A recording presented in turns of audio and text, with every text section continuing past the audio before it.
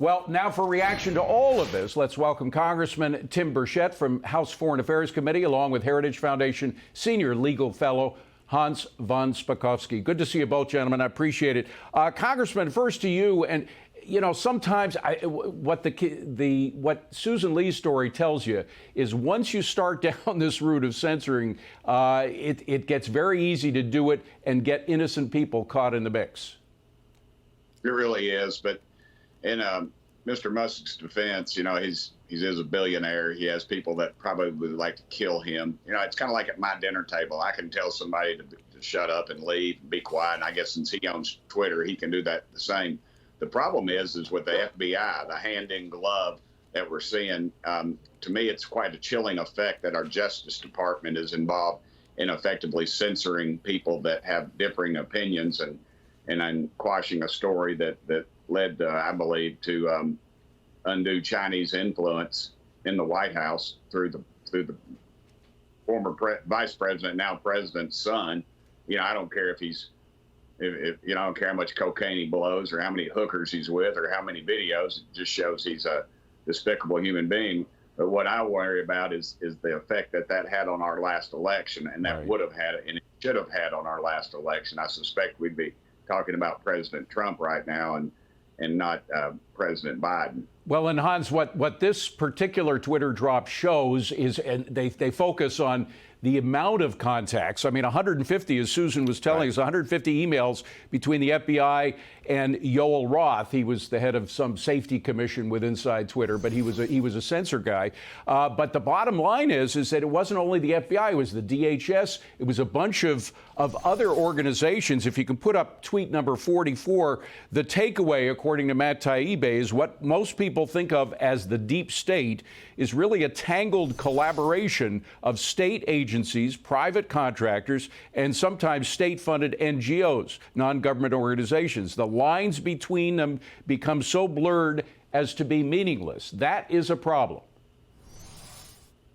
Oh, this should scare Americans. Look, no government agency, whether it's the FBI or DHS, has any business monitoring, reviewing, and then working with a private company to censor the views and opinions of American citizens.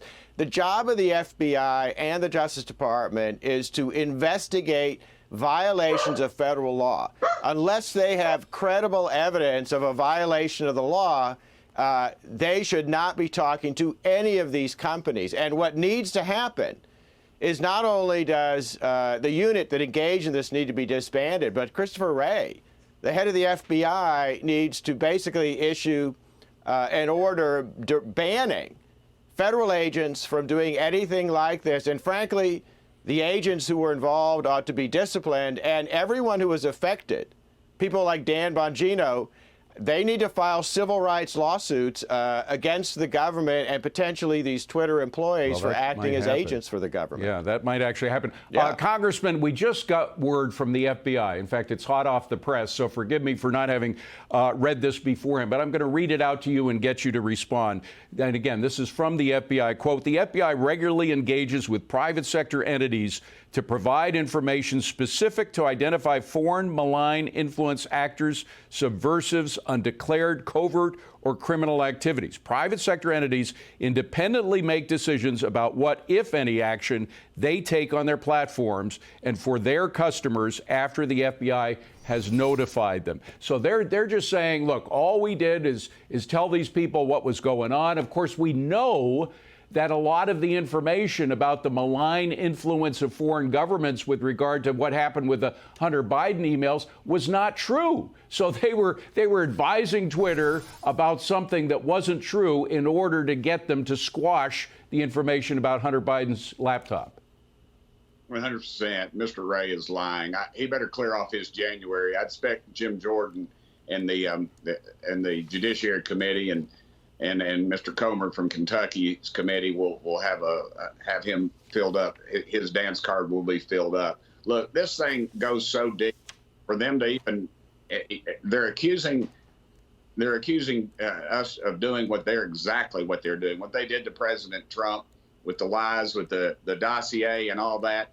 is they're basically they're showing their hand, and it's showing exactly what they said they did. This is how they investigated President Trump. They said it was a foreign entity.